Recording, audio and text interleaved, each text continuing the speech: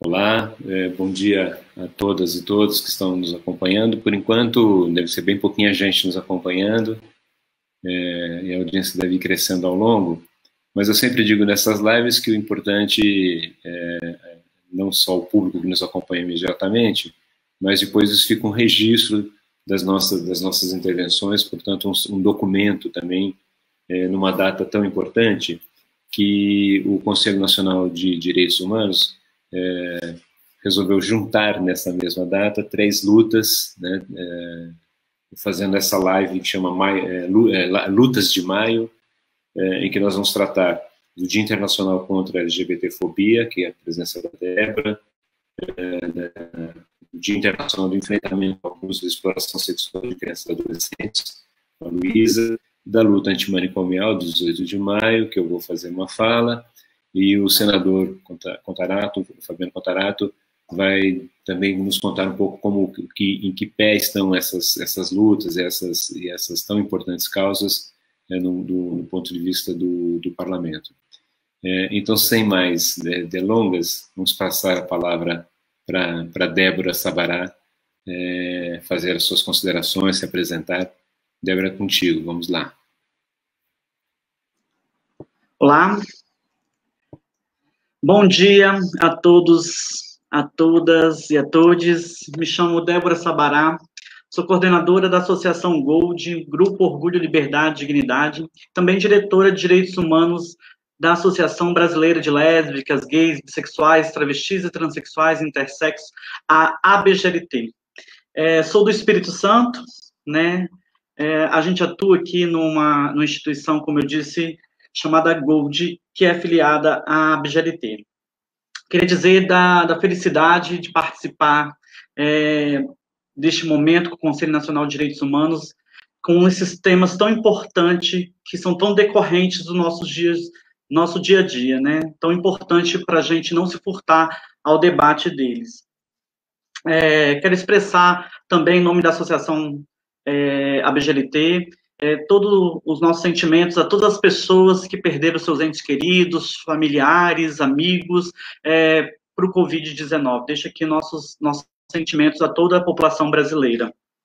Dia 17 de maio é o dia de comemoração do orgulho de ser LGBT. A gente viu ontem, né, o Brasil todo se mobilizando nas redes sociais. Isso é muito importante, essa demarcação nas redes sociais, mas muita gente ainda desconhece o porquê disso, né?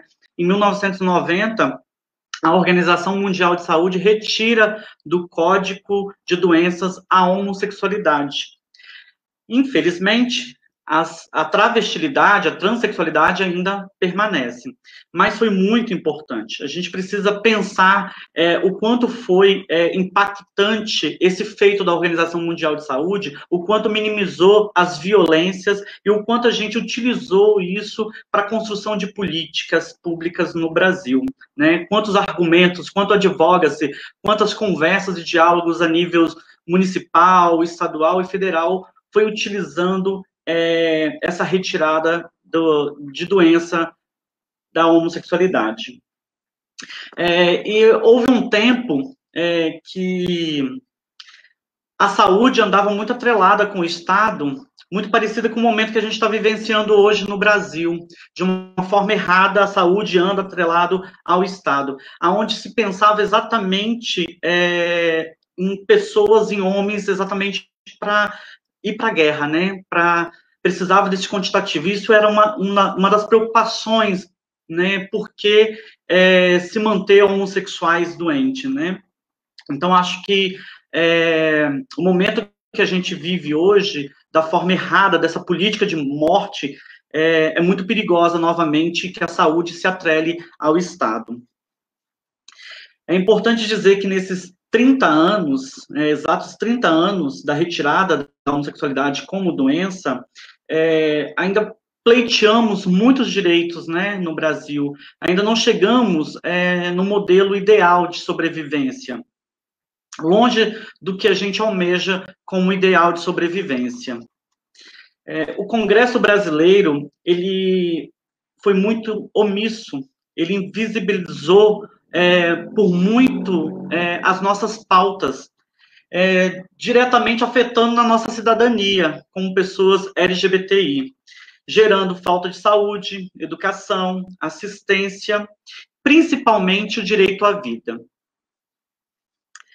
O STF minimizou essa violência que o Congresso nos deixa, assumindo a importância do debate para a população LGBT, dando alguns direitos a gente, como o casamento, a criminalização da homofobia, a adoção por casais, a alteração do nome de registro para pessoas trans, e agora, tão recentemente, a doação de sangue.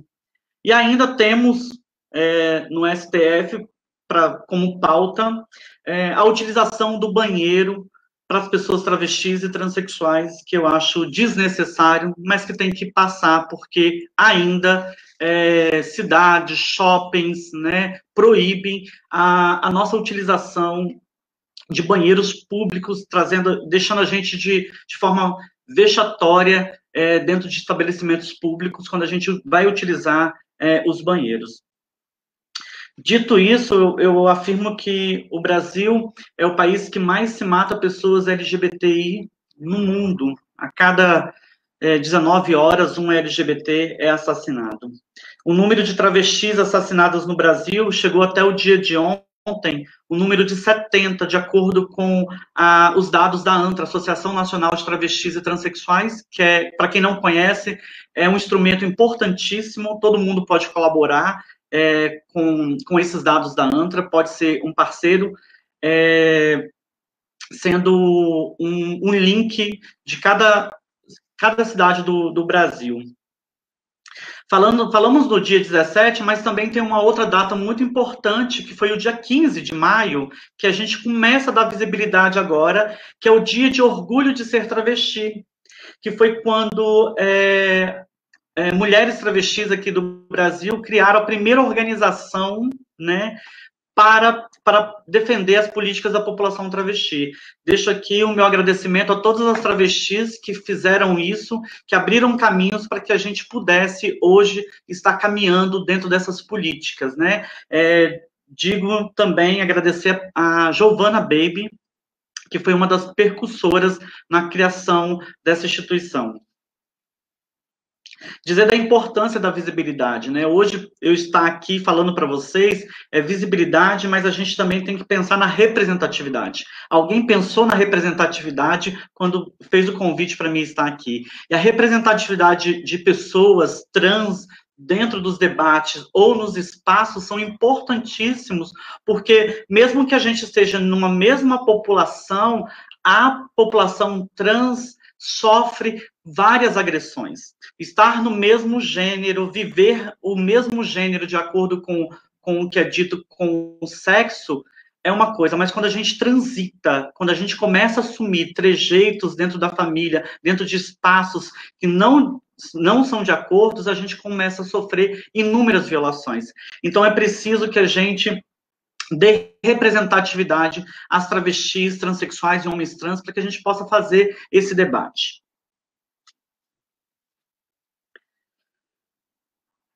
Todos nós sabemos que o presidente eleito expressou o seu ódio contra a nossa população e contra as políticas de direitos humanos. Muitas conquistas foram desmanteladas desde o início do seu governo, inclusive desmobilizando os conselhos, conferências, tantas outras políticas que a gente conseguiu assegurar para a população LGBT. Hoje vivenciamos uma pandemia que afeta a nossa população LGBT. Digo isso porque uma outra pandemia, que foi a AIDS, ela também trouxe consequências enormes para a população LGBT. Amargou títulos de uma população que transmitia a peste gay, né? Isso ainda hoje, muitos motivos de violência para a população LGBT. Foi vários movimentos que se juntaram para desconstruir isso e para trabalhar principalmente a pandemia da AIDS, né? E hoje ainda a gente não conseguiu livrar a população LGBT desse preconceito enorme que foi criado com a pandemia do HIV. Muitos LGBTs morreram de depressão, cometeram suicídios por causa da pandemia do HIV. Inclusive, a pandemia do HIV, que gerou tanto debate a respeito da doação de sangue, né, pelas pessoas LGBT. Milhões de pessoas sofrem esses estigmas até hoje. Espero que não esteja falando tão rápido. E hoje, novamente, a história se repete com a pandemia do coronavírus. Muitos LGBTs vêm sofrendo uma violência da família. Aqui no Espírito Santo, através da Associação Gold, a gente é responsável pelo centro de referência para pessoas trans. É uma emenda parlamentar do deputado federal Helder Salomão, e a gente atende especificamente a população de travestis, transexuais e pessoas não binárias. E a gente tem recebido um monte de demanda de travestis que têm sido expulsas de casa porque este corpo permanece dentro de casa, começa a afetar, né, aquela família. As travestis vivenciavam muito a rua, ia para casa em algum momento. E hoje, dentro de casa, nessa pandemia, elas começam a ser expulsas. Muitas das travestis, não pensem vocês que estão dentro de casa. Muitas delas não têm casa. Elas ainda continuam nas esquinas, na rua, trabalhando para conseguir garantir a sua alimentação e a sua sobrevivência, né, neste momento. Então, por isso que eu fico feliz quando vejo inúmeras campanhas de doação, de apoio à população LGBT, com um olhar diferenciado para a população de travestis transexuais, que são profissionais do sexo, que neste momento sofrem com a pandemia do coronavírus. A gente tem percebido aqui travestis de 13, 14 anos, 17 anos, sendo responsável também por gerar a renda da família, por levar o alimento. E para isso elas precisam se manter indo para a rua para fazer esse trabalho. Muitas travestis também não conseguiram receber o auxílio, né, emergencial, porque não tem documentos, né? São pessoas que tiveram suas vidas fora da família, da assistência, então não conseguiram o auxílio. Então, neste momento, também faço um apelo a todas as pessoas no Brasil que estão fazendo campanha que olhem para as nossas irmãs travestis. Também não podia deixar de dizer, como ativista de direitos humanos, que a população LGBT ela sofre com a questão da pandemia, mas nós temos uma população mais vulnerável que com a chegada do inverno tem sofrido muito, que é a população em situação de rua. Então, acho que a gente pode construir redes pelo Brasil todo de apoio à população em situação de rua. Essa população tem cor, ela é preta, está aí para a gente ver, e com esse momento da pandemia, eu peço a todas as instituições filiadas à BGLT, a toda a população, que dê um olhar especial para a população em situação de rua, fazendo o que for possível para minimizar o frio, né, a chuva e a fome. Eu sou uma pessoa privilegiada, estou debaixo dos meus eternites da minha casa, não sofro com a chuva e nem com o frio. E aí, neste momento, é importante a gente pensar em milhões de brasileiros que estão em situação de rua. Eu acho que uma outra coisa que a gente tem que pensar é na mobilização do ADIE ao Enem. Inúmeras travestis precisam do cursinho pré-vestibular, LGBTs de periferias, precisam dos cursinhos, né, para conseguir fazer o Enem. Eu sou uma pessoa que não tenho internet em casa. Minha internet é utilizada de doação do vizinho. Então, continuo tendo um privilégio. Mas nós temos inúmeras pessoas que querem acessar, que querem ter os mesmos direitos, e a gente precisa pensar, para a população LGBT, o adiamento do Enem. Para que, principalmente, a gente possa pensar na representatividade de pessoas LGBT, mas de pessoas trans dentro da faculdade. E para finalizar minha fala, eu queria deixar aqui meus agradecimentos pela participação, deixar o meu salve à população das matas, das florestas, das águas, as crianças, os curumins, né, aos idosos, a toda a população brasileira que tem sofrido essas mazelas que o coronavírus vem mostrando para a gente, né? Então, a gente espera que daqui a um dia a gente possa estar juntos novamente, fazendo tudo que é possível, mas eu acho que um momento importantíssimo para mantermos o debate, conscientizar as pessoas sobre todas as questões relacionadas a esse tema, e eu acho que essa iniciativa do Conselho Nacional de Direitos Humanos foi de suma importância para a gente. Um abraço, muito obrigada.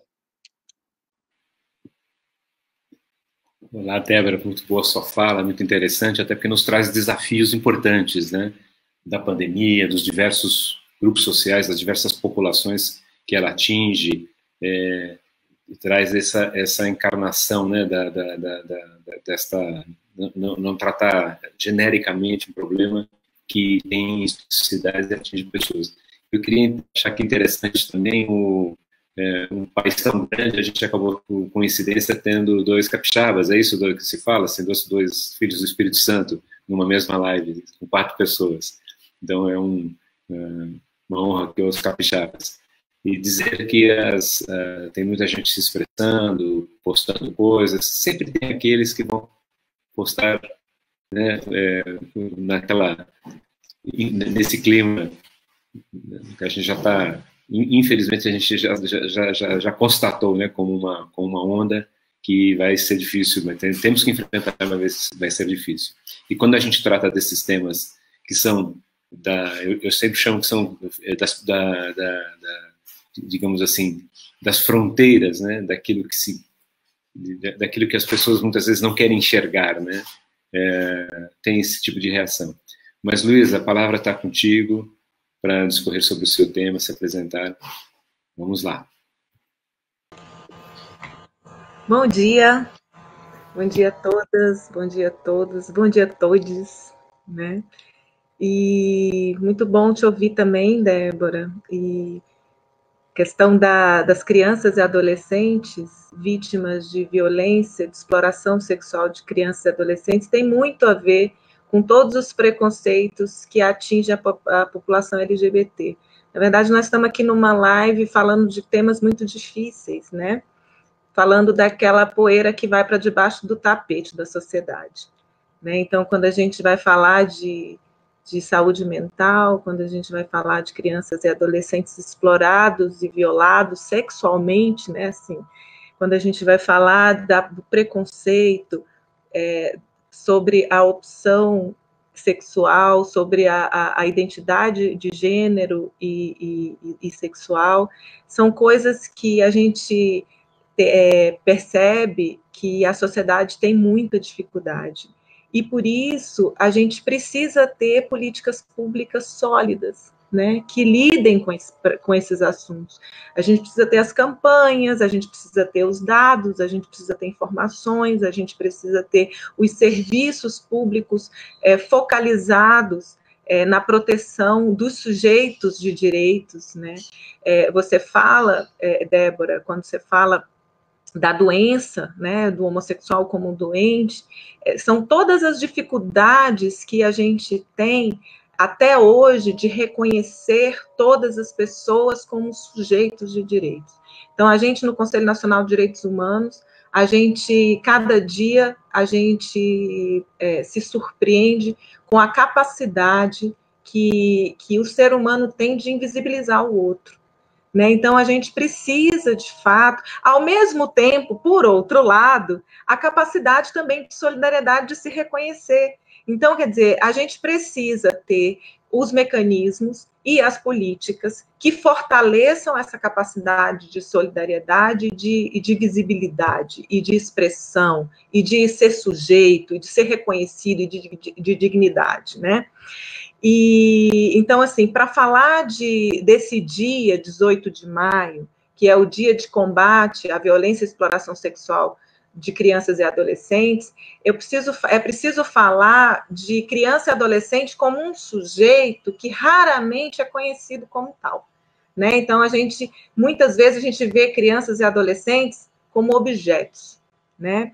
A criança e o adolescente como aquele que não fala, que não tem fala, que não tem expressão, né? E que a gente molda como a gente quer, né? É uma massinha de modelar que eu vou modelar do jeito que eu quero, né? A gente não compreende muitas vezes que criança e adolescente é um ser humano. E quando ele nasce, ele já nasce com todas as potencialidades, as características de um ser humano. Né, esse ser humano que potente, que uma vez estimulado e potente, vai brilhar todas as suas características, que são próprias, que são dignas, né, e que precisam ser respeitadas por todos nós. A violência sexual contra crianças e adolescentes é uma das violências mais difíceis da gente lidar, porque a gente não quer reconhecer esse lado perverso da humanidade, né? Infelizmente, é isso.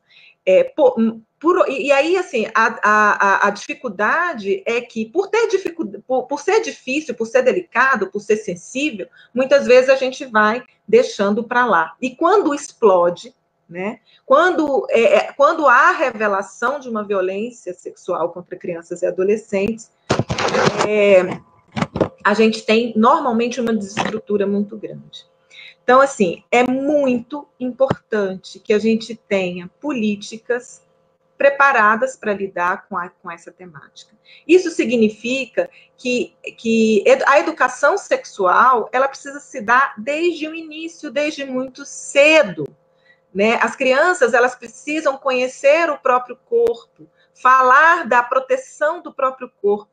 Educação sexual não é ensinar ninguém a ter relação sexual, não se limita a isso, né? Acho que a gente vive num país que isso precisa ser dito, e é incrível a gente precisar dizer isso, né? Mas infelizmente a gente precisa dizer que a gente precisa conversar com as crianças e adolescentes, com as crianças desde a tenra idade, sobre a proteção do seu próprio corpo, sobre a sua dignidade, sobre os toques que são bons e que não são bons, aquilo que a incomoda, sobre a possibilidade de dizer não, sobre a possibilidade de avaliar e de saber que tem coisas que eu não gosto, que eu não quero, e eu tenho o direito de dizer não.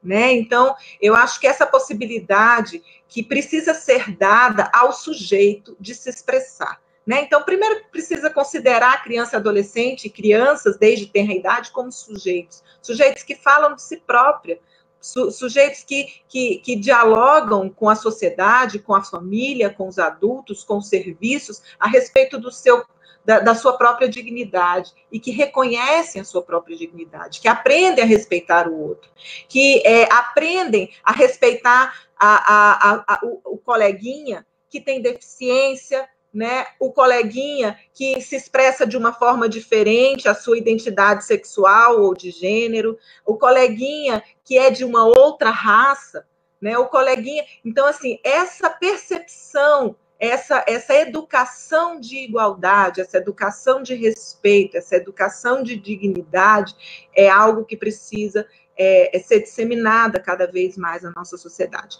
Bom, com a questão, com a influência do machismo e do patriarcado, então, essa questão da violência sexual, ela aumenta muito, né? Então, assim, o direito sobre o corpo da criança, sobre o corpo do adolescente, ainda mais sobre um corpo que é feminino, de uma criança, de um adolescente, ou que tem expressões femininas, mesmo dentro desse contexto de uma identidade de gênero feminina, né? A gente vê que o uso desse corpo para o prazer do adulto, né? E normalmente o prazer de um adulto homem, né? É o que vem violentando e violando os direitos dessas crianças e adolescentes. E qual a consequência disso?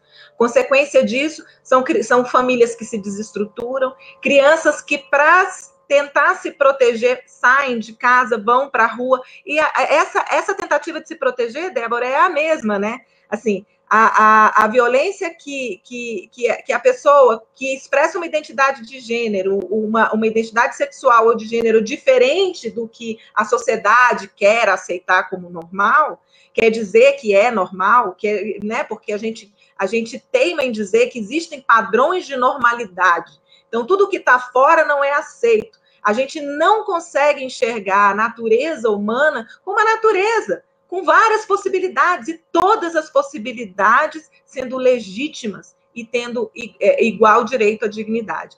Então, essas crianças e esses adolescentes que são violados em casa, eles, para se proteger, muitas vezes eles têm que sair de casa, eles têm que deixar a família. E aí a gente vê que os maiores índices de violência sexual contra crianças e adolescentes é dentro de casa. E aí a gente começa, dentro do contexto da Covid, e a Débora fala que a Covid veio para revelar muitas coisas, né? Mas as coisas já estavam todas aí, né? Então, eu acho que bota uma lente de aumento, né, para a gente. E nesse ano de 2020, nós que somos da Rede de Proteção de Crianças e Adolescentes, eu sou promotora de Justiça da Infância e Juventude há 20 anos, há mais de 20 anos, na verdade, a gente se preocupa muito com esse contexto de isolamento, né? Porque os índices nos dizem que a violência sexual contra crianças e adolescentes, ela se dá no âmbito doméstico.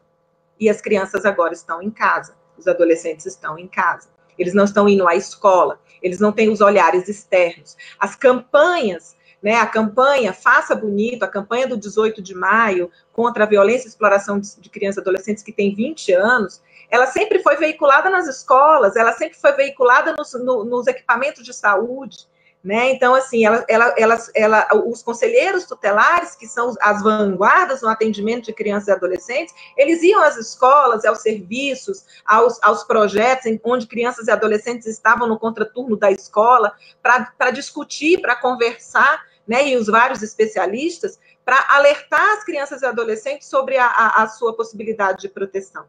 E agora, em 2020, a gente está só no mundo virtual, né? Então, assim, a gente precisa ampliar os mecanismos de acesso, né? De acesso a essas informações para crianças e adolescentes e para suas famílias, né? É errado também a gente imaginar, né? Tem gente que diz assim, vocês ficam falando que criança e adolescente é vítima de violência doméstica, então as famílias são as violadoras. As famílias são também as mais protetoras, né? Então, é na família que a criança e adolescente pode ser protegido e deve ser protegido. Mas, infelizmente, a gente tem as situações de violência. A gente tem os agentes violadores. E essas pessoas que violam os direitos de crianças e adolescentes também têm direitos. E elas precisam ser olhadas, tratadas, cuidadas, porque muitas vezes elas estão reproduzindo um ciclo de violência, e na verdade a literatura diz isso, né, que a violência sexual é um ciclo que é reproduzido, né? A vítima de violência reproduz essa violência. Na verdade, as violências todas são muito cíclicas, então interromper o ciclo de violência é uma tarefa das políticas públicas de educação, é uma tarefa das políticas públicas de saúde, é uma tarefa das políticas públicas de proteção, de esporte, lazer e etc. Né? A gente precisa ter uma gama dessa rede de proteção atuando em favor de crianças e adolescentes. Quando há uma denúncia, a gente vai acionar uma rede de proteção e uma rede de responsabilização. No campo da responsabilização, a gente tem avançado muito com as escutas, né, com a forma de escutar essa criança, tentando evitar a revitimização pelas várias escutas, né? Então, quando uma criança hoje, no Distrito Federal, a gente tem um serviço que é o Centro 18 de Maio, que faz uma escuta especializada de crianças e adolescentes que denunciam ou que revelam a serem vítimas de violência sexual, e essas estruturas, elas precisam ser fortalecidas no Brasil, né? Infelizmente, a gente tem a gente tem várias ondas, né? A gente tem momentos em que a gente protege e outros momentos em que esses assuntos eles se tornam menos visíveis e menos importantes. Os dados epidemiológicos, né, da violência que recai sobre crianças e adolescentes, a gente teve um gapzinho agora, viu, senador? A gente teve esse último semestre de 2019, o primeiro de 2020, a gente teve uma dificuldade em ter acesso e produção desses dados, tanto no campo da saúde quanto do Disque 100. Do Disque 100 a gente está tendo a divulgação hoje, a atualização hoje. Mas é muito importante que essas políticas elas se mantenham, porque a gente precisa, para elaborar a política pública, eu preciso do dado, né? Para o gestor da política pública, quer dizer, eu tenho aí gestores de política pública que começam o ano sem ter um dado de como é que estão as denúncias no Disque 100 da violência contra crianças e adolescentes. E a gente não pode ter esse gap, a gente não pode ter esse lapso temporal sem essas informações. Então, dados são muito importantes, as campanhas são muito importantes, e agora a gente tem o desafio de veicular campanhas também pelo meio virtual. Como é que a gente atinge crianças e adolescentes? A gente está com umas campanhas bem bonitas agora, né? Inclusive com um áudio dizendo uma coisa e a criança abrindo, né, os bilhetes dizendo, olha, estou em perigo, dizendo outra coisa, nos moldes da campanha também contra a violência doméstica contra a mulher. Então, também contra criança e adolescente.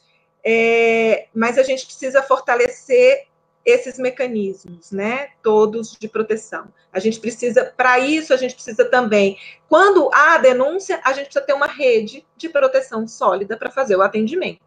E aí a gente tem um país que, infelizmente, as políticas sociais são políticas que não são priorizadas, né? A gente ainda vive num Brasil que não valoriza adequadamente as pessoas, né? A gente está valorizando ainda mais o capital.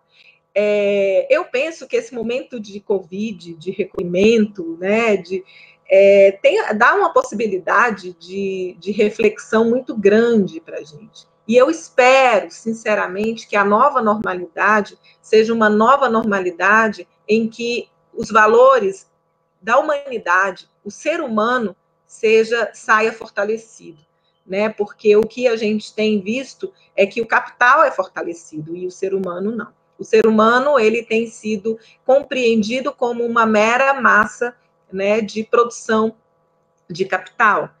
E são todas essas situações, né?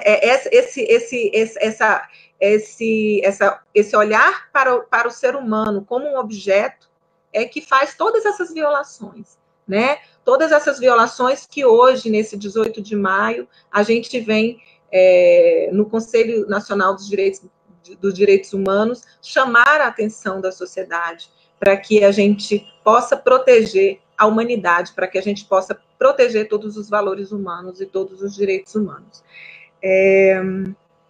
Acho que com isso vai ser importante a gente, daqui a pouco, verificar que todas essas situações das lutas de maio, e também as lutas pelo trabalho, né, pelo direito ao trabalho, que é o grande marco do mês de maio, elas conversam muito, todas essas lutas, porque são lutas que falam dessa humanidade, né, que falam da humanidade que nós não podemos deixar em segundo plano. A gente tem que deixar em primeiro plano, no primeiro, no segundo, no terceiro, no quarto, no quinto lugar. A humanidade, ela tem que estar acima de tudo. E, na verdade, as políticas públicas têm que ser elaboradas a partir das necessidades humanas, e essas necessidades considerando toda a diversidade humana.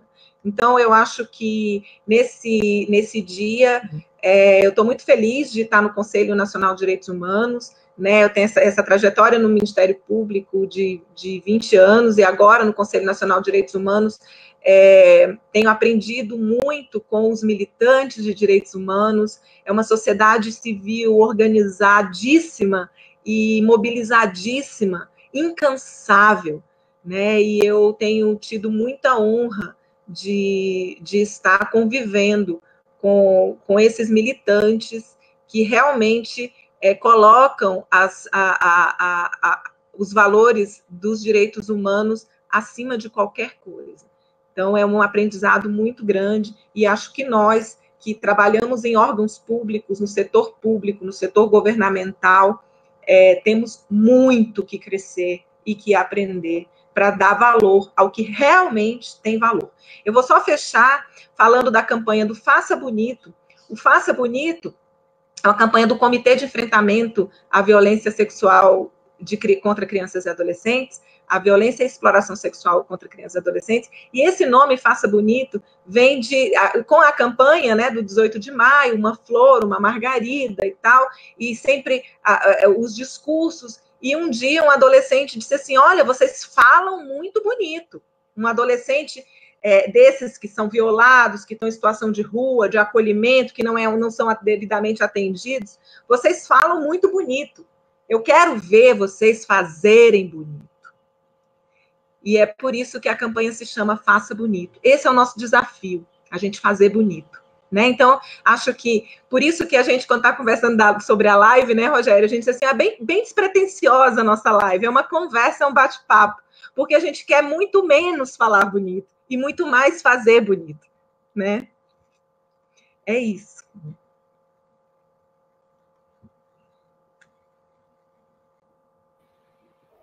Linda a sua fala, cheio de desafios. Eu queria começar a minha fala mostrando aqui a camiseta que está escrito aqui, Movimento Pro Saúde Mental, que é o grupo de Brasília, que eu amo muito, cheio de companheiros e companheiras da luta antimanicomial, usuários que produziram essa camiseta, e eu gosto muito dela, gosto de estar sempre com ela. O 18 de maio, acho que assim, já são 33 anos da Carta de Bauru, e a gente pode dizer que a luta antimanicomial, ela se entrelaça, ela se irmana com a luta pela democracia no Brasil, né? O movimento de saúde e o movimento pela democracia tem muita identidade, né? Muita retroalimentação de um com o outro, e a luta antimanicomial, ela também ela se desperta por esse tema também por causa dos porões da ditadura, né? Também se causa por essa ideia e muitos foram internados como loucos também, né? Muitos opositores ao regime ditatorial e a vários regimes ditatoriais da história do mundo. E acho que o grande ensinamento da luta antimanicomial é esse, quer dizer, que na verdade a liberdade e a democracia que são terapêuticos, né?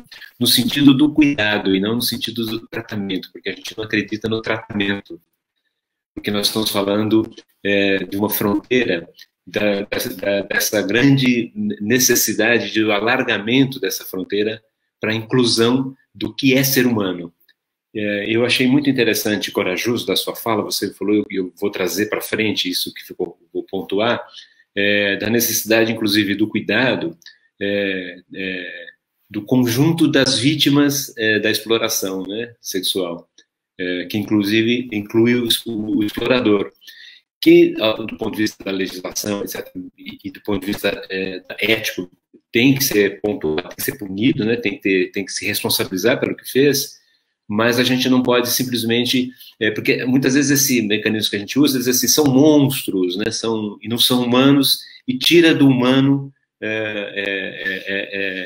essas pessoas.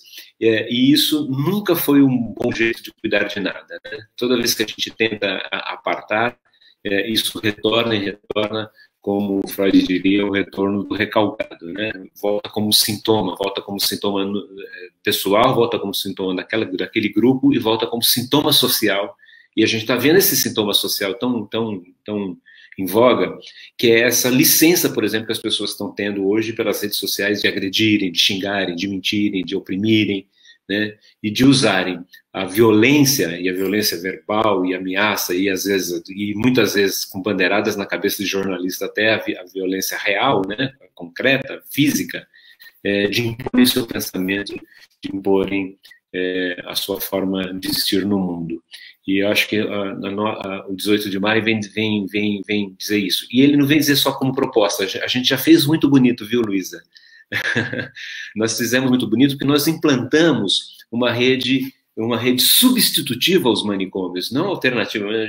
Alternativa não tem nada de alternativa, para substituir os manicômios, né? E essa rede potente já causou muito efeito, já produziu muita beleza nesse país, né? Nós estamos falando dessa rede ainda insuficiente, mas que cresceu muito, mas que hoje sofre ataques, mas que, por exemplo, conta com quase 4.000 CAPs dos Centros de Atenção Psicossocial espalhados pelo Brasil, que conta com residências terapêuticas, que conta com consultório de rua, consultório na rua, que conta com as redes territoriais que vão para além da saúde mental, né, como o SUAS, como as casas-abrigos, ou seja, como um conjunto de equipamentos para garantia de direitos e para a universalização desses direitos, porque a existência dessas políticas sociais não é por outra coisa, senão para que todas e todos e todes tenham direito, tenham acesso a esses serviços que são garantidores, que são formuladores, que são executores dos amplos direitos sociais. Então, quando alguém fala de resultados, eu digo sempre o seguinte: é só você ir para uma reunião em que participam usuários dos CAPs para você ver a potência dos CAPs, né? Não só a potência do que eles produzem agora, mas quando eles fazem os seus depoimentos do que sofreram em ambientes manicomiais, e quando ele de uma força, de uma beleza. E a beleza, inclusive, que a gente é capaz de extrair da dor, né? Porque são depoimentos pesados, mas que falam exatamente dessas duas possibilidades, do cuidado segregado, que não é um cuidado, né? Que é a guisa de tratamento, né? A guisa quanto terror se fez nesse país. E falam do cuidado em liberdade, esse sim, um cuidado que tem grande potencial. E o 18 de maio celebra isso, o 18 de maio traz isso para as ruas, hoje traz isso de uma maneira muito vigorosa, está acontecendo dezenas de iniciativas, a gente é uma das dezenas de iniciativas que se irmã pelo Brasil afora, para trazer essa força e essa beleza do 18 de maio, uma luta que é antimanicomial e que, de certo modo, ela se ressignifica como uma luta pela inclusão também, né?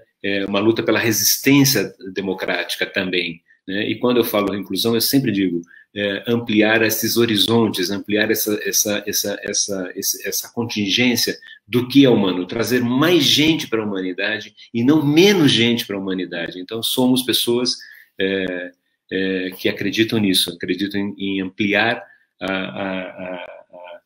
o território da humanidade. E aí a pandemia traz algumas preocupações, né, que eu não queria enumerar aqui, mas eu queria pontuar algumas coisas, né. Primeira, que acho que foi muito importante as falas, né, tanto da Débora como da Luísa trazerem essa questão, né, de que a pandemia também traz desafios específicos para essas questões. E, evidentemente, eu queria dizer de uma mais sutil, talvez, mas é que é uma ideia repatologizante, né? Assim, a pandemia vai trazer mortes, suicídios, transtornos mentais, ou seja, a gente precisa tomar cuidado com essas afirmações, e, ao contrário, dizer de que existe uma rede instalada nos territórios e o lugar do cuidado, inclusive da saúde mental, não é a criação de novos mecanismos estranhos que de repente surgem como grandes ideias, mas é de fortalecimento da rede, de uma incrível rede nos territórios de saúde mental, porque aquele é sujeito que muitas vezes vai procurar até uma ajuda do psicólogo e da psicóloga justa e necessária muitas vezes, mas o psicólogo precisa estar atento para essas questões da violência contra a mulher, contra as pessoas trans, contra a criança e adolescente, e pensar isso do ponto de vista do território. Então, precisa tomar cuidado com essa coisa online para a gente também não segregar as pessoas nas nuvens, né? Porque antes a gente segregava nos manicômios. A gente precisa tomar muito cuidado, inclusive com as políticas, e muitas propostas têm surgido, para que a gente não traga uma nova segregação, que é a segregação nas nuvens. A gente fica discutindo os temas nas nuvens, sempre precisa reterritorializar, precisa manter essa incrível potência que é o atendimento no território, né? Bom, eu vejo esse um desafio importante para a gente, um desafio importante para a luta antimanicomial, e o outro desafio é que, infelizmente, desde o golpe, eu queria trazer aqui a figura do golpe de 2016, né? O golpe trazido, que na verdade trouxe como consequência a ruptura institucional, a fragilização da institucionalidade no Brasil, das institucionalidades do Brasil, e que acabou elegendo quem elegeu e acabou estabelecendo um governo que não só surfa, por exemplo, no mar do crescimento das comunidades terapêuticas, que já existia, mas que as fortalece, a ponto de, inclusive na própria pandemia, soltar portaria garantindo a continuidade da existência desse serviço e a continuidade dos processos de internação nas comunidades terapêuticas. Enquanto está todo mundo falando em não fazer isso, em não aglomerar pessoas, em não juntar pessoas, o governo vem com a portaria dizendo, não, tem que continuar internando as pessoas e simplesmente ignorando a pandemia, como tem sido, de modo geral, em todas as suas políticas, né? Não só ignorando a pandemia, mas trazendo a pandemia como um elemento na conjuntura de combate do jeito pior possível, que é desorganizando a atenção e trazendo uma necropolítica, eu tenho chamado de uma necrocultura, que de alguma forma vê na pandemia a possibilidade de radicalização dessa necrocultura, necropolítica, para desestruturar e desorganizar as forças sociais, desorganizar as redes de solidariedade. Eu acho que isso é muito grave e isso tem chamado muito a nossa atenção. Então, por um 18 de maio sempre de luta, por um 18 de maio que já há 32 anos é comemorado, trazendo sempre a ideia e a bandeira para uma sociedade sem manicômios. É isso, vamos lá. E eu vou passar imediatamente a palavra para o senador Fabiano Contarato, para ele também usar com liberdade a sua palavra, senador. Muito obrigado. Eu agradeço e estou muito feliz de estar aqui hoje com vocês. Saiba que eu tenho muito orgulho de fazer parte do CNDH. Confesso até no momento de terapia que sempre foi meu sonho fazer parte do CNDH, mas eu sempre fui boicotado. Por exemplo, no meu estado, eu acho que até nisso eu sofri preconceito, porque acha que um delegado de polícia, eu sou delegado de polícia com muito orgulho há 27 anos e professor no curso de Direito há 20. Eu estou como senador. Então, isso é tudo muito passageiro, mas as pessoas, elas infelizmente, e aí é uma crítica que eu faço até aos movimentos, elas, por vezes, elas rotulam, estigmatizam determinadas profissões. Então, eu lembro que eu fui sempre cerceado, assim, por ser delegado de polícia, eu não poderia ser um membro do Conselho de Direitos Humanos. Então, esse é o meu desabafo triste, mas que agora Deus me deu a oportunidade de eu fazer parte do Conselho Nacional com muito orgulho. E eu quero estar ali servindo, porque esse é o objetivo da gente. Eu acredito muito em Deus, e independente de religião, eu gosto muito de usar uma frase que diz assim, a minha religião é o amor, e o meu Deus é o outro. Eu acho que é isso que a gente tem que exercitar. Qual é a digital que eu vou deixar para esse mundo, para esse Brasil? Né? Porque não adianta nós termos a nossa Constituição Federal no artigo 3º, que diz que um dos fundamentos da República Federativa do Brasil é promover o bem-estar de todos, independente de raça, cor, etnia, religião, origem, gênero, idoso, pessoa com deficiente. É abolir qualquer forma de discriminação. Ainda na Constituição de 88, dia 5 de outubro de 88, está expresso no artigo 5º que todos somos iguais perante a lei, sem distinção de qualquer natureza. E aí eu trago a reflexão nisso. Será que efetivamente nós estamos vivendo num Brasil de iguais? Eu tenho certeza que não. Eu fui utilizado por 27 anos como um instrumento contundente só para agir contra pobres, afrodescendentes e semi-analfabetos. Basta você traçar o perfil socioeconômico de quem está preso. Quando os crimes que maior prejuízo quem pratica são os políticos, somos nós políticos. Porque quando ocorre aqui em Brasília, por exemplo, um furto, nós violamos o artigo 155, subtrair para si ou para outro em coisa alheia móvel. Mas quando um governo desvia verba da saúde, ele está matando milhões de pessoas. Quando um governo desvia verba da educação, ele está matando o sonho de milhões de jovens. E todos esses direitos são consagrados no artigo 6º da Constituição, quando diz que são direitos sociais, o direito à educação, à saúde, ao trabalho, à dignidade. Mas será que nós temos essa igualdade? Essa semana eu fiquei estarrecido com uma fala do ministro da Educação, que ele diz que o Enem não é para atender injustiça social, é para selecionar os melhores. Nossa, eu me senti envergonhado. Eu representei ao Ministério Público Federal para adiar o Enem. Eu não canso de falar o que eu vou falar para vocês, meus amigos, com todo amor. Eu tenho muito orgulho da família que eu venho. Eu venho de uma família muito pobre. Meu pai era motorista de ônibus, 6 filhos. Então, quando eu leio uma manchete dessa do ministro da Educação, a concorrência é totalmente desleal. É como Débora bem falou, ela está com a internet ali, ela está embaixo do teto dela, mas ela está com a internet com a ajuda do vizinho. Mas nós temos uma realidade do Brasil, uma realidade socioeconômica de 70 milhões de brasileiros e brasileiras em situação de pobreza ou extrema pobreza. Não tem como você fugir disso. Você tem 25 milhões de brasileiros desempregados ou subutilizados. Não tem como você falar que a concorrência é igualitária, porque ela não é.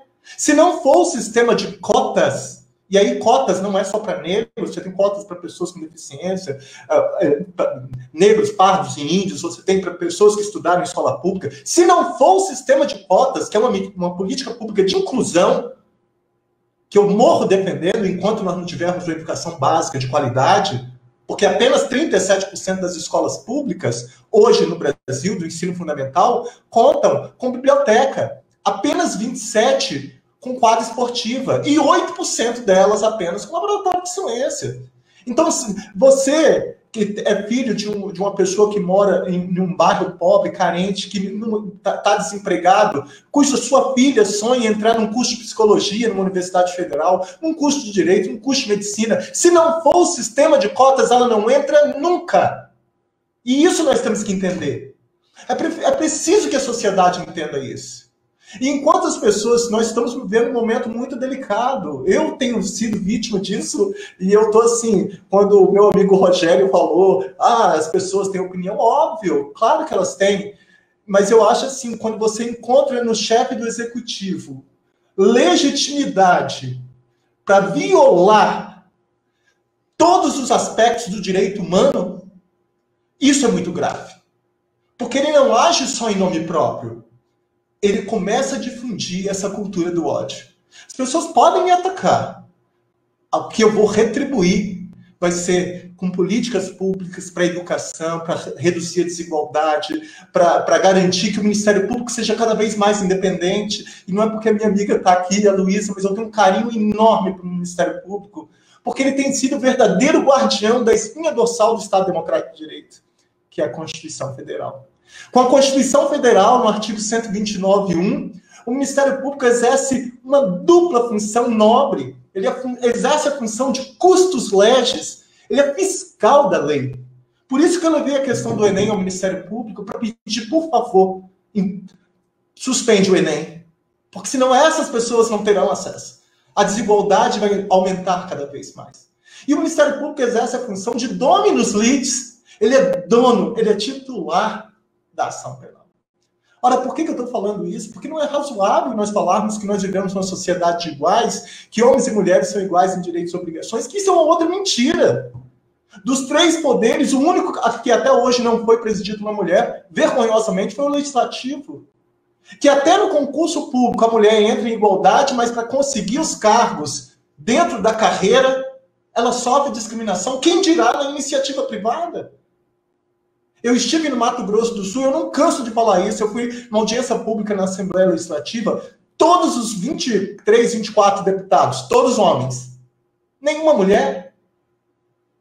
Tem coisa errada. Nós temos 52% da população composta por mulheres. Infelizmente, esse não é um governo dos pobres, das mulheres, dos índios. A população indígena está sendo dizimada.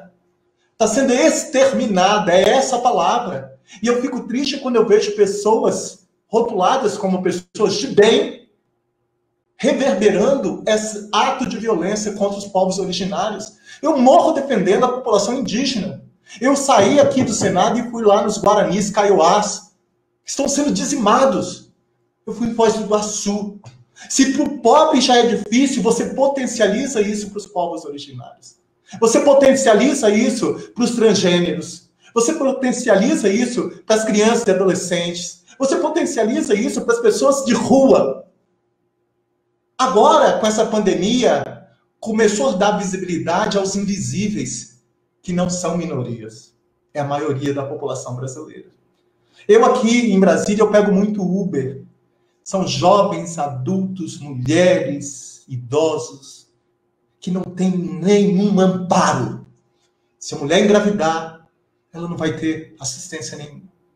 Então eu fico assim, e aí eu quero render minhas homenagens a você, Débora, que quantas pessoas, isso que eu fico assim, eu queria que as pessoas tivessem um pouquinho mais de sensibilidade, porque para eu estar aqui falando, para o Rogério, para a Luísa, para a Débora, para todos nós, muitos de nós morremos, sofremos, fomos humilhados, execrados, aviltados, ofendidos. É necessário a gente repensar isso. Que sociedade de iguais é essa que nós temos? Que sociedade é essa? Por que nós não aproveitamos esse momento de pandemia? Esses dias eu falei aqui no Senado. Olha, está expresso na Constituição Federal, no artigo 153, que a União tem que instituir imposto sobre grandes fortunas. Por que só quem paga a conta é o pobre? A concentração de riqueza, de toda a riqueza, está na mão de tão poucos. Isso não sou eu que estou inventando, está na Constituição desde o dia 5 de outubro de 88. O artigo 145 diz que a capacidade, o imposto ele tem que ser instituído de acordo com a capacidade tributária. Quem ganha mais, paga mais. Essa é uma sociedade de iguais. Mas hoje, eu não tenho dúvida, nós não vivemos num Brasil em que todos somos iguais perante a lei. Olha, eu fico triste quando eu vejo as pessoas... Ontem eu fiz uma live também do Dia Internacional de Combate à Homofobia, e eu fiz um resgate histórico. Eu falei assim, espera aí, nós temos uma tripartição de poder, o poder executivo com a função principal de administrar o Estado e executar as leis criadas pelo Legislativo. O Legislativo com a função principal de criar as leis de acordo com o anseio da sociedade. O Judiciário para dirimir os conflitos, e assim sucessivamente. Ora, que sociedade é essa em que o Legislativo fica dormindo eternamente em berço esplêndido? Nós temos que fazer a nossa meia-culpa ou ela inteira. Porque eu não acho razoável, em pleno século XXI, e aí eu faço um resgate histórico, precisou vir, em 1999, o Conselho Federal de Psicologia e falar que a homossexualidade não é doença nem perversão. Gente, 1999, eu não estou falando da era medieval. Precisou vir em 2000, e aí o Ministério Público Federal do Rio Grande do Sul foi pioneiro em reconhecer o direito previdenciário. O que é isso? Olha, nas relações homoafetivas, um dos companheiros ser independentes lá para efeito previdenciário do INSS. Mas não foi por processo legislativo. Porque o legislativo se acovarda, se apequena, coloca por debaixo da parede, do tapete esses temas. Que sociedade hipócrita é essa? Tem um samba que diz uma frase que eu adoro, que ele diz assim: deixa a máscara cair, que eu quero ver você sorrindo, ponha fé no seu olhar, que o amanhã será bem-vindo. É preciso provocar a queda de máscaras das instituições que compõem o Estado, principalmente do Poder Legislativo. Olha, em 2004, o Rio Grande do Sul foi pioneiro em reconhecer a união estável entre pessoas homoafetivas em cartório. Não foi pelo processo legislativo. Em 2006, a Lei Maria da Penha ampliou as medidas protetivas para a população LGBTI. Óbvio, a gente não pode ter uma visão míope. Em 2008, a cirurgia de redesignação sexual foi através do Ministério da Saúde e o SUS passou a custear. Quantas pessoas são julgadas? E aí eu quero fazer um outro desabafo. Eu fico muito triste. Às vezes eu questiono assim, meu Deus, o que o senhor quer de mim? Porque eu exerço duas funções extremamente preconceituosas. Você ser delegado de polícia. Você ser LGBT, delegado de polícia. Você lecionar no direito. Positivista, napoleônico, convicto. Não é fácil. Isso não é fácil. E a minha vida toda, Rogério e Luísa, Débora, eu não foram incontáveis as vezes que eu ouvia a pessoa falar assim, porque hoje eu tenho 53 anos, vou fazer 54, agora em junho. Hoje, graças a Deus, a realidade dessa tolerância, ela está mudando. Estamos longe ainda de ser o ideal, mas está mudando. Mas no meu momento, lá atrás, eu não canso de falar o quanto doía em mim isso. Porque a todo momento, essa renegação, eu só fui permitir minha primeira relação homoafetiva aos 26 para 27 anos. Por quê? Porque era errado. Eu lembro que eu ia e rezava e chorava. Eu lembro que as pessoas falavam, o Contarato ele é inteligente, mas é gay. Que mas? E agora eu vejo assim as pessoas, que bonito, a sua família te aceita, como se eu precisasse de aceite de alguém. Mas só que as pessoas, elas não dão conta, e aí eu fico triste quando eu vejo as pessoas ofendendo a população LGBTI, ofendendo qualquer que seja, me ofendendo. Vou fazer o quê? Você nunca agrada a todo mundo. Mas quando essa aceitação, até essa aceitação, Rogério, ela é mascarada. Porque uma aceitação, ela é muito fácil quando você tem poder aquisitivo, quando você tem uma profissão. Agora, se coloca no lugar da população LGBT que não tem oportunidade de estudo, que não tem saúde pública de qualidade, que não tem inclusão, que não tem políticas públicas, que depende da família, ela é humilhada, ela é ofendida dentro de casa. Então, que aceitação é essa? Aí veio, em 2010, foi autorizado também, pela via judicial ou administrativa, a declaração em conjunto de imposto de renda, que nem isso podia ser feito. Em 2011, o STF julga uma DIN que estabelece, que reconhece a união estável. Tudo o legislativo aqui, deitado eternamente em berço esplêndido.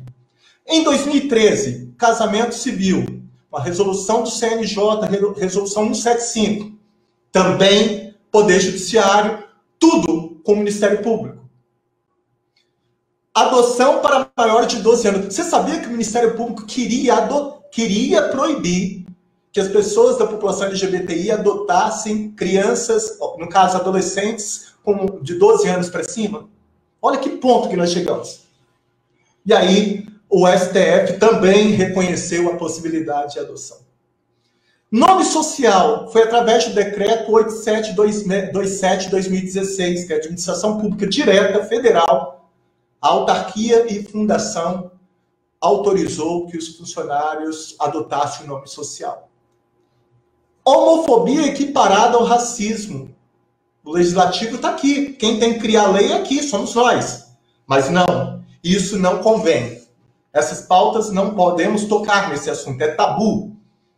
E agora, veja bem, agora em 2020, também numa decisão do STF, foi permitido à população LGBTI a doar sangue. Doar vida.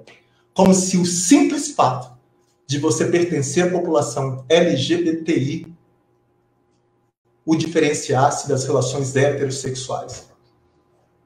O que me faz ser o meu sangue melhor, menos bom do que de uma pessoa heterossexual? Eu acho que isso tudo nós temos que refletir, sabe por quê? Porque nós não estamos falando da era medieval. Eu quero ver daqui a um tempo, quando meu filho, graças a Deus, estiver adulto, que eu vou falar bem velhido, em fé em Deus, eu vou falar para ele, olha, eu fui numa assembleia que só tinha homens. Eu não canso de falar que o Congresso Nacional ele não representa o povo. O Congresso Nacional, se você fizer um recorte sociológico, ele representa castas, camadas.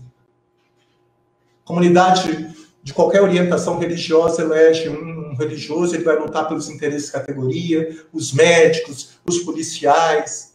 Mas a grande massa da população brasileira, de pobres, afrodescendentes, desdentados, desvalidos, sem vez, sem voz, sem dignidade, sem nada, esses não têm representatividade nenhuma.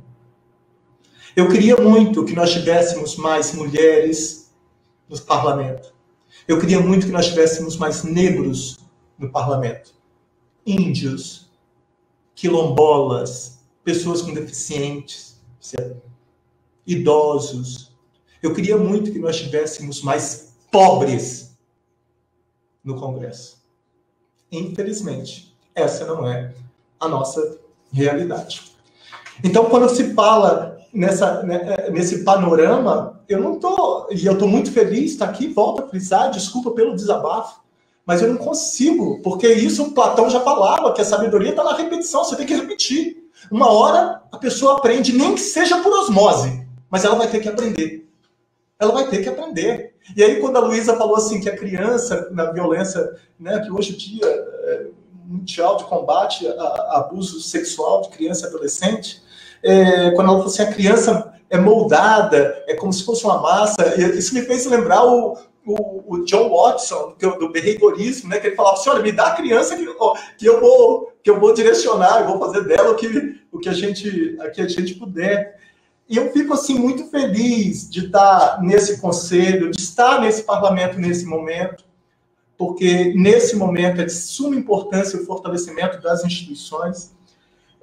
Eu fico triste quando a Luísa fala assim dos dados, né, do Disque 100. Isso é uma realidade. Agora, vocês sabiam que, por exemplo, não existe estatística sobre violências contra a população LGBTI? E que quem faz isso é o Movimento Gay da Bahia? Vocês sabiam que eu peguei uma pesquisa recente que a violência, o homicídio praticado tendo como vítima transgênero, em 71 países,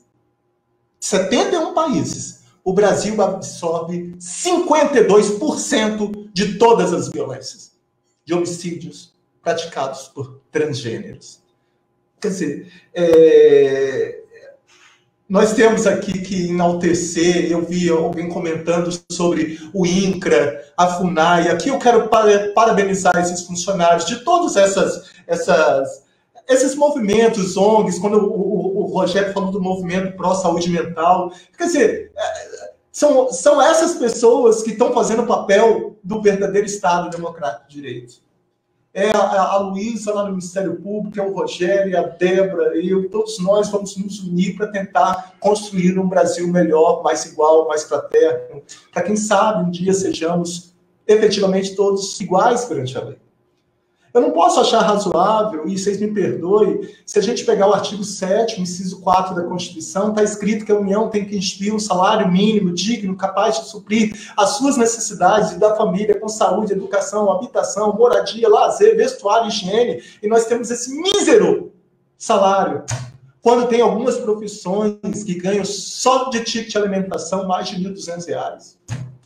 Quando que para conseguir um auxílio emergencial de R$ 600 fica um imbróglio, mas para dar um aporte financeiro de 1,2 trilhão de reais para os bancos, o Banco Central fez. Para dar refinanciamento de dívida, incentivos fiscais, ao agronegócio, para acabar com o meio ambiente. Eu sou presidente da Comissão do Meio Ambiente. O que estão fazendo no Ministério do Meio Ambiente não se faz.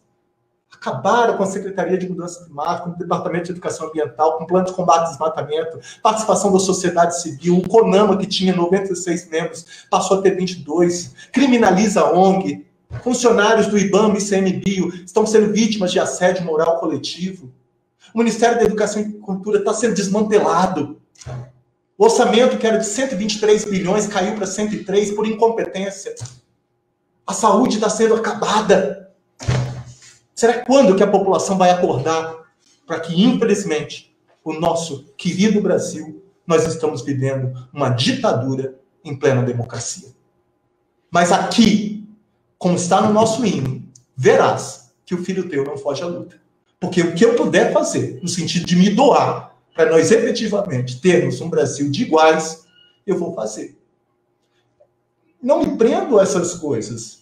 Volto a falar, eu amo ser funcionário público. E até nisso, os funcionários públicos foram intitulados de parasitas. Meu Deus, se criminaliza até os funcionários públicos. Então eu fico assim, triste quando eu vejo que... Quando o Rogério falou da luta antimanicomial, e ele fez com um recorte com bastante propriedade, quando ele falou lá do regime ditatorial, porque foi na década de 70 que os abusos cometidos nessas instituições psiquiátricas, a precarização do serviço, estava ali dando um ato de violência. As pessoas eram confinadas, eram torturadas, eram subjugadas, humilhadas. Hoje nós temos, vocês me perdoem, isso não é fala de quem é político da ala B ou C, porque contra fatos não há argumentos. Mas você pegar um chefe do executivo que ataca a ordem dos advogados do Brasil, que estimula a população a fechar o Congresso Nacional, o Supremo Tribunal Federal, que ataca as instituições, que difunde o ódio, que aumenta, que acha que a mulher tem que ganhar menos porque engravida, porque diz que se você morar num edifício e tendo um vizinho da população LGBTI, o seu imóvel vai ser desvalorizado, que não corre o risco de ter uma nora negra porque os filhos foram bem educados. Você acha que eu tenho que me calar diante disso? Olha, me perdoe a população do Estado do Espírito Santo se ela entendeu, se ela acha que eu tenho que compactuar com esse tipo de comportamento, porque isso não é uma democracia para mim. Uma democracia é com políticas públicas de inclusão, é com redução da desigualdade. Se vocês me perguntassem, Fabiano, qual o seu sonho enquanto senador? É diminuir o abismo existente entre os milhões de pobres e a concentração de riquezas na mão de tão poucos.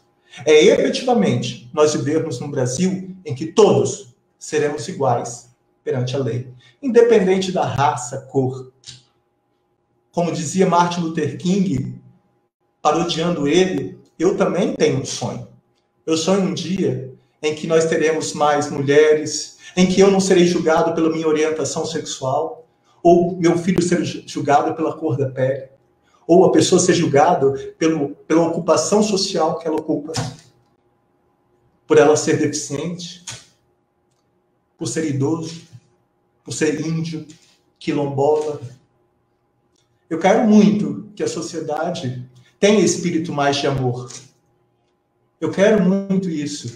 E pode ter certeza que todas as ofensas, eu tomo a medida que, juridicamente, que o caso requer. Eu também não estou aqui para ficar sendo ofendido, porque a liberdade de expressão aqui tem um limite. As pessoas podem me ofender, mas elas serão responsabilizadas civil criminalmente lá. Mas eu vou estar sempre distribuindo amor. Eu vou estar sempre distribuindo esperança. Eu vou estar sempre lutando, efetivamente, para que a população LGBTI tenha cada vez mais seus direitos, porque nós não precisaríamos estar tendo o Supremo para estar criminalizando a homofobia. Agora nós estamos vendo os ataques que os profissionais da imprensa, isso é uma instituição essencial na democratização na República do Brasil. A imprensa está sendo, os funcionários da imprensa estão sendo vilipendiados, atacados diuturnamente.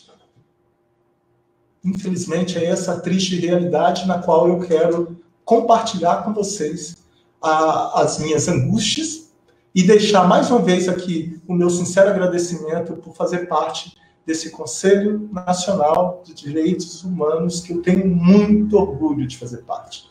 Era sempre, e foi, e sempre será o meu sonho. Porque eu entendo que ser cidadão não é apenas viver em sociedade, mas transformá-la. E o que você, o que essas pessoas que estão nos acompanhando estão fazendo para transformar o nosso Brasil numa sociedade mais justa, fraterna e igualitária? Cada um sabe a dor e a delícia de ser o que é. Muito obrigado.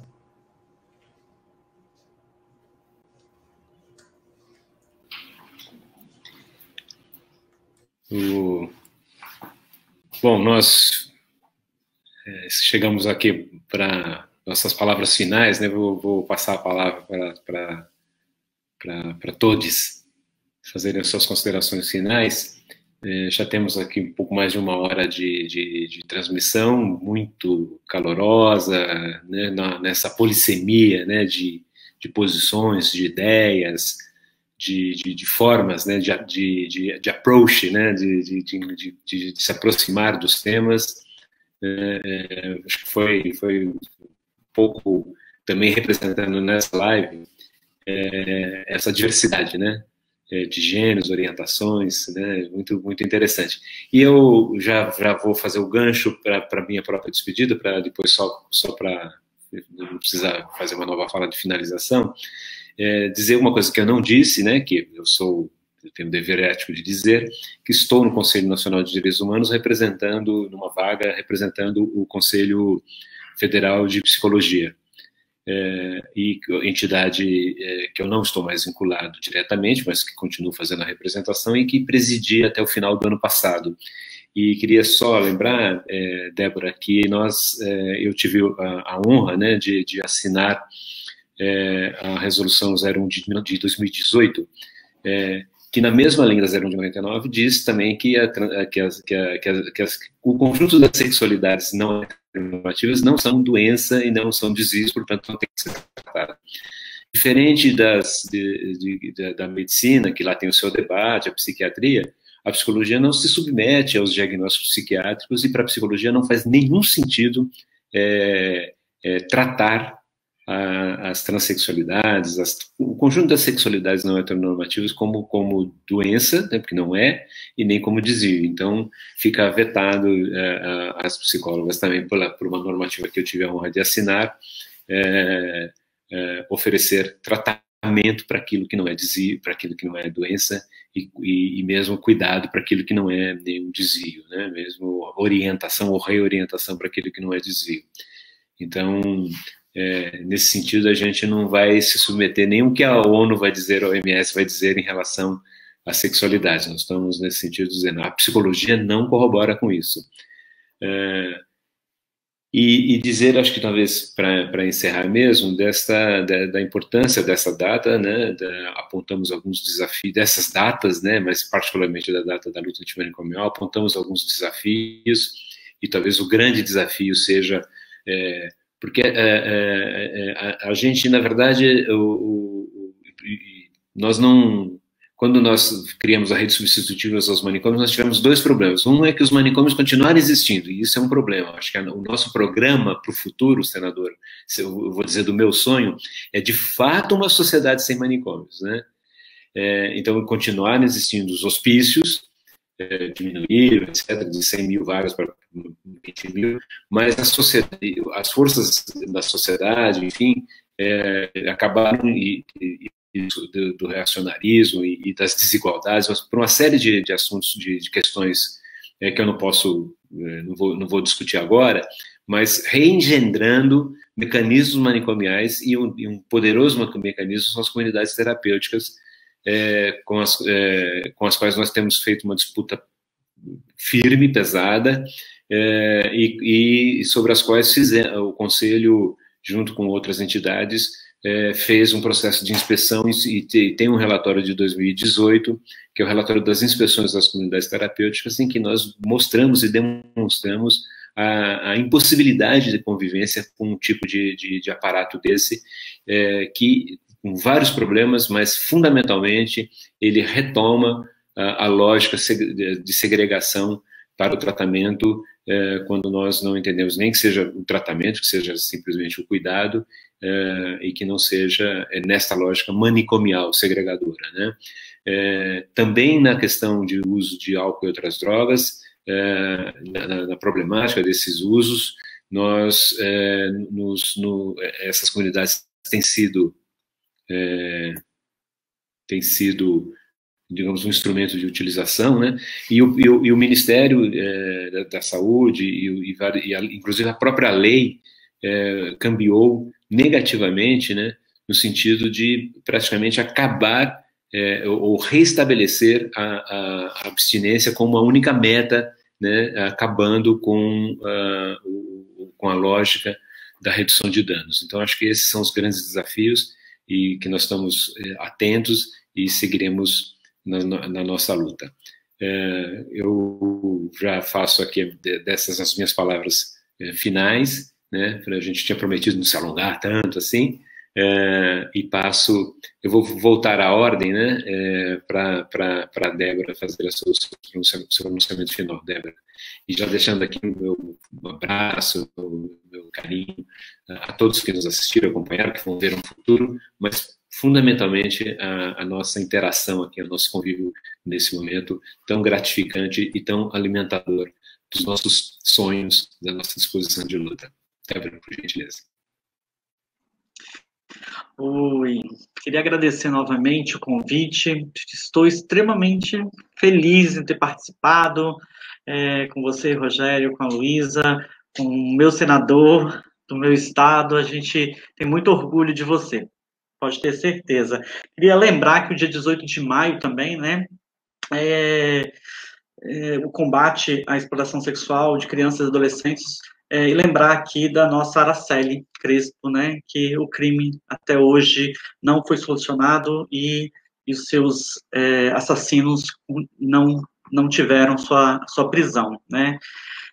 Deixar meu carinho a toda a população brasileira, agradecer em nome da ABGLT o convite, colocar a gente à disposição do Conselho Nacional de Direitos Humanos e agradecer ao Conselho pela resistência, né, de fazer esse debate. Espero que a gente possa ter orgulho novamente desse congresso. E olha que a gente ainda, às vezes, reclamava, né? Estava aqui pensando na fala do Contarato, do momento que, para mim, como pessoa travesti, entrar dentro do palácio, entrar dentro do gabinete, poder ter o contato com a presidenta do Brasil, e neste momento essa casa, ela nos expulsa, ela nos empurra, ela nos mata, né? Mas no momento que foi para mim uma grande satisfação de ter recebido o decreto do nome social da presidência da Dilma Rousseff. Então, foi um momento muito digno para nós, pessoas trans, né? E hoje a gente vê este país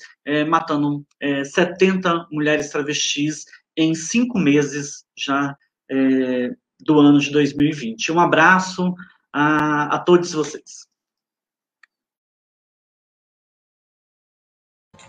Bom, eu também estou muito honrada de fazer parte desse grupo aqui, de compartilhar com Débora esses 50% de mulheres aqui nesse grupo, né, fazendo essa paridade de gênero. Acho muito importante isso. Quero saudar o nosso colega Paulo Mariante, que é conselheiro de Direitos Humanos, que trouxe Débora para participar no lugar dele, para que a gente pudesse ter esse quadro equilibrado, né, de gênero. E isso é muito importante, porque não basta a gente fazer as nossas defesas de ideias, a gente precisa praticar essas ideias, né? Então, quando a gente fala na necessária igualdade de gênero, a gente precisa praticar isso, e praticar isso nas mínimas coisas. Então, eu acho que foi muito, muito importante a gente ter feito essa live com essas 2 mulheres e esses 2 homens, né? Ajustados, assim, e trazendo esse colorido para que a gente possa representar mesmo cada vez mais a sociedade. Estar também no Conselho Nacional de Direitos Humanos tem sido muito gratificante, conhecer todos vocês. Eu venho também, eu falo, viu, Fabiano, mas assim, eu venho da deformação jurídica, né? Infelizmente, a gente ainda tem os cursos jurídicos focados na formação de uma elite, e não focados na construção, na transformação de uma sociedade para todos, né? E por isso que eu falo nessa deformação jurídica, mas eu sei que não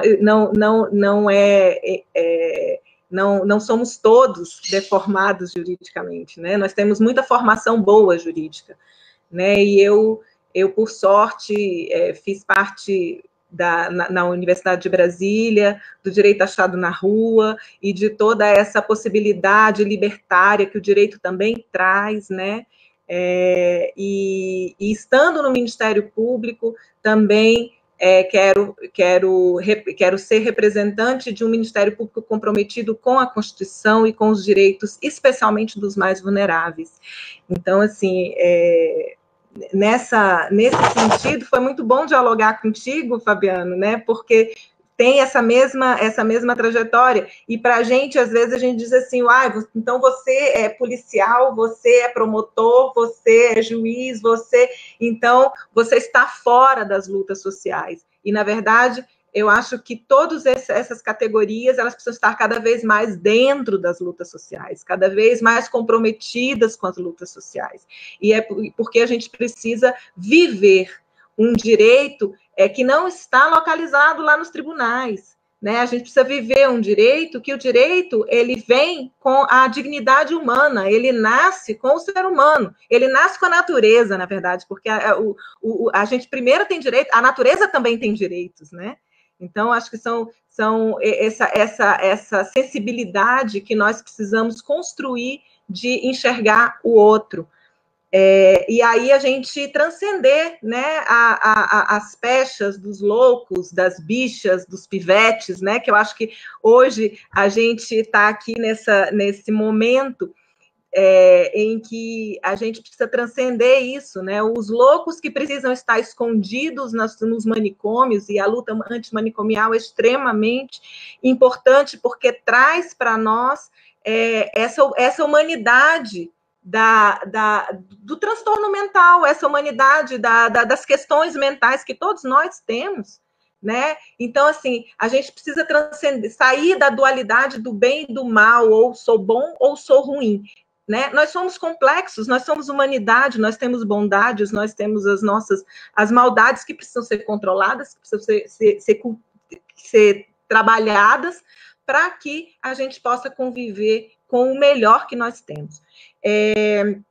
E aí, sim, nossos desafios tem a ver com esse atendimento, com esses atendimentos mais territorializados, né, Rogério, que você traz em relação à luta antimanicomial, na plataforma da proteção da infância e juventude, é a mesma questão. A gente precisa da territorialização do atendimento, fortalecimento das redes comunitárias, fortalecimento dos conselhos tutelares que estão ali na ponta, a existência dos serviços ali, próximo das famílias, né, na sociedade. Isso é extremamente importante, né? E as instituições, elas precisam cada vez mais serem abertas e permeáveis à sociedade. Então, assim,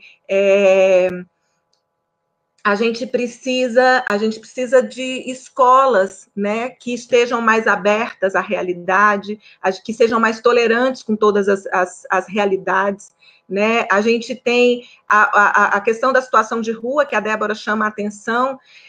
Se tem algo que dialoga muito nesses 3 pontos, é a situação de rua. Quem vai para a situação de rua, né? Todos os loucos que não recebem atendimento, que não são amados, que não são queridos na sua comunidade, na sua sociedade. Todos os pivetes, né? Todos os violados, as crianças e adolescentes que são violentados, que são abusados na sua dignidade e que precisam ir para a rua para buscar alguma dignidade. E as pessoas LGBTs que não aguentam, muitas vezes, a violência que sofrem nos seus ambientes originários, onde deveriam receber amor, né? e que precisam ir para a rua. Então, assim, a população de rua é uma população vítima de violações constantes. Ela já foi vítima antes e ela chega na rua e encontra um ambiente extremamente inóspito e ofensivo e degradante. Então, realmente, nós precisamos, nesse momento, estar muito atentos, né, a essa população de rua. Precisamos estar muito atentos a todos os serviços de acolhimento institucional, de acolhimento familiar, de crianças e adolescentes que não podem estar nas suas famílias porque as famílias são violadoras, né, das famílias que não encontram seus espaços e precisam estar em espaços de acolhimento.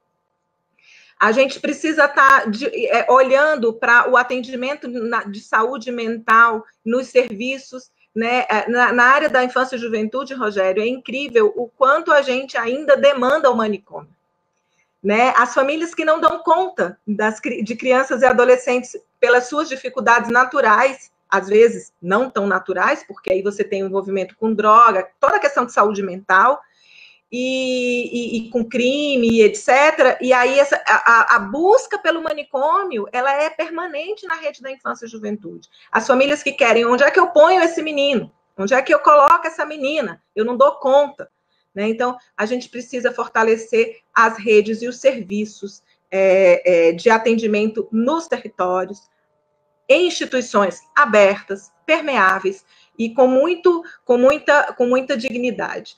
Então, acho que são esses os nossos desafios. Acho que o nosso grande desafio mesmo é a valorização do humano mais do que o do capital. Acho que isso está na ordem do dia, cada vez mais na ordem do dia. Eu acho que nós não somos objetos, nós não somos, nós não temos o valor do dinheiro, nós temos muito mais valor do que o dinheiro, né? Nós, humanos, temos muito mais valor e nós precisamos fortalecer, então, todas as instituições e os mecanismos e a sociedade na proteção dos direitos humanos. Fico muito feliz, muito honrada de estar aqui e de dizer hoje que nós precisamos fazer bonito. Estamos, sim, fazendo bonito, mas precisamos continuar fazendo bonito, né? E não podemos tolerar quando não se faz bonito. Então, temos que fazer bonito.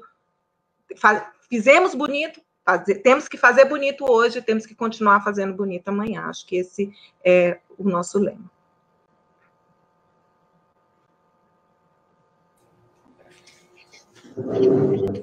Bom, senador, vamos falar.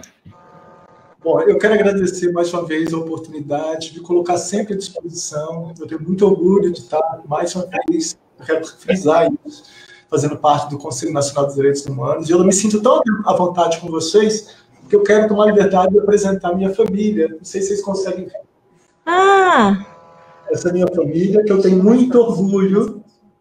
Eu tenho muito orgulho da minha família, do meu esposo e do meu filho, Gabriel. E nós estamos esperando outro, se Deus quiser. Por que eu estou apresentando a minha família? Eu queria fazer um apelo para as pessoas que estiverem de alguma forma nos assistindo. Respeite seu filho ou sua filha. A orientação sexual não é um cardápio. Ninguém me deu a opção. E eu sei o que eu sofri.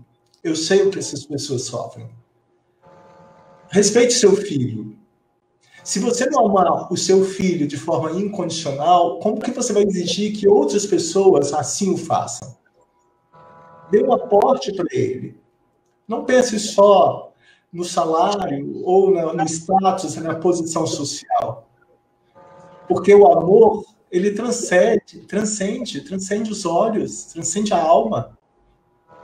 É isso que ele quer de você, é isso que ele quer de mim. Eu tenho muito orgulho da minha família. Eu estou falando isso porque na sabatina do Procurador-Geral da República atual, ele assinou um documento reconhecendo a família apenas fruto de relações heterossexuais. E na ocasião eu perguntei a ele se eu tinha subfamília. É muito triste a gente viver num Brasil assim. Eu tenho casais que são casados com certidão, como eu tenho minha certidão de casamento, e que antes andavam simplesmente de mão dadas, mãos dadas, e que hoje ainda não fazem mais isso. Tamanho é o momento de violência. Eu queria aqui também mandar um abraço e minhas orações para... No Brasil, já passamos de 16 mil pessoas que morreram nessa pandemia. Isso não é uma gripezinha. Respeite esse isolamento, fique em casa. Porque não é por você ter uma saúde boa, você pode estar levando, porque o vírus ele é assintomático. Você vai levar isso para uma pessoa que tem um problema que vai matar. É o Estado violando o principal bem jurídico, que é a vida humana. Por isso que o Código Penal ele começa com os crimes contra a vida. Porque esse é o principal bem jurídico. São mais de 240 mil que estão contaminados no Brasil. Então, eu estou muito feliz participando do Conselho Nacional, eu estou muito feliz de estar nesse momento muito delicado, sendo senador. Eu tenho muito orgulho do Estado do Espírito Santo, porque soube separar, porque a orientação sexual, ela não define competência, nem tampouco caráter. Nós temos que respeitar as pessoas pelo simples fato de sermos pessoas. E esse respeito, ele transcende cor, raça, etnia. Nós temos que respeitar isso. Os povos originários, verdadeiros donos. Esse governo falou que não ia fazer 1 centímetro de demarcação de terra indígena. Todos os problemas dos povos originários passam por demarcação de terra indígena. Então, eu quero, assim, me colocar à disposição do Conselho Nacional de Direitos Humanos para que nós possamos unir forças, para que nós tenhamos a sensibilidade, para que tenhamos coragem, serenidade, sobriedade emocional, e aquilo que eu puder fazer aqui no Senado Federal, ou fora, judicializando, ou participando de debates, indo para as comunidades. Passou a hora do parlamentar derrubar os muros do parlamento, interagir com o principal destinatário, porque todo o poder emana do povo. Então, por isso que eu tenho ido nas comunidades, e vou nas comunidades quilombolas, quero ir para a população de rua, para as mulheres, para os negros, para os pobres, porque eu fui eleita para isso. Eu estava numa posição extremamente confortável, vocês me perdoem, como delegado, como professor, numa situação com credibilidade. De repente, da noite para o dia, você se torna política, é como se você fosse um bandido. Em toda instituição existem pessoas boas, como existem pessoas que desviam a conduta. A ocasião não faz o ladrão, revela. Nós temos que entender isso, nós temos que incorporar aquele imperativo categórico de Immanuel Kant, quando ele falava do imperativo que age de tal forma que seu comportamento se torne uma lei universal. Se você humilhar, subjugar seu filho pela orientação sexual, aquele seu comportamento vai se tornar uma lei universal. É isso que nós temos que entender. Se eu jogar uma latinha pela janela do meu carro, se aquela for uma lei universal, todos vamos jogar. Eu sonho realmente. Eu sou um idealista nesse sentido. Eu quero um dia, assim, sempre... Eu acredito muito nesse poder superior em Deus, mas eu quero deixar uma marca de quem lutou por uma sociedade melhor. E aí, só para finalizar, eu queria aqui, como quem me conhece sabe que eu acho que eu caí no direito, me perdoe, Luiz, eu acho que eu caí no direito por acaso. E aí eu vou fazer um momento, só se tem um tempinho só para fazer um desabafo. Eu lembro que os colegas meus, a gente falava assim, uma virava e falava assim, eu quero ser promotora de justiça. O outro falou assim, eu quero ser juiz, eu quero ser procurador da República. Aí eu falava assim, eu quero ser defensor público. Eles falavam, pô, Tarato, até isso, você é pobre até nisso. Aí eu falo assim, meu Deus, eu amo tanto os defensores públicos, eu acho que é uma função, todas as funções são dignas, todas as funções são dignas. Eu amo ser policial, porque o policial é o principal garantidor dos direitos fundamentais. A gente tem que cobrar para que as instituições elas sejam cada vez mais humanizadas. Assim como nós tivemos, eu sou da época que não tinha plantão Delegacia de Defesa da Mulher, então eu atendia violência de todos os tipos, era estupro, roubo, furto, homicídio, briga de marido e mulher. Hoje, graças a Deus, com a Lei Maria da Penha, nós temos as varas especializadas.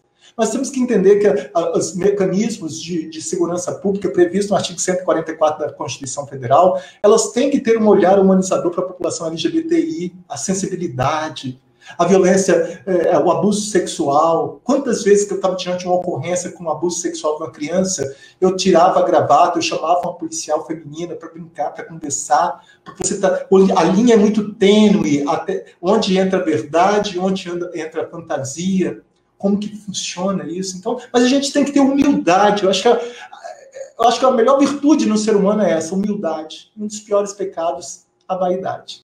E só para finalizar, eu, como amo poesia, eu vou dedicar uma poesia para vocês. Venham, amigos, não é tarde para procurarmos um mundo mais novo. Minha meta é navegar além do pôr do sol. Embora não tenhamos a mesma força que antigamente movia céu e terra. O que nós somos? Nós somos uma boa índole e corações heróicos. Enfraquecidos pelo tempo, mas fortes na vontade de lutar, procurar, achar e jamais ceder. Que Deus nos abençoe.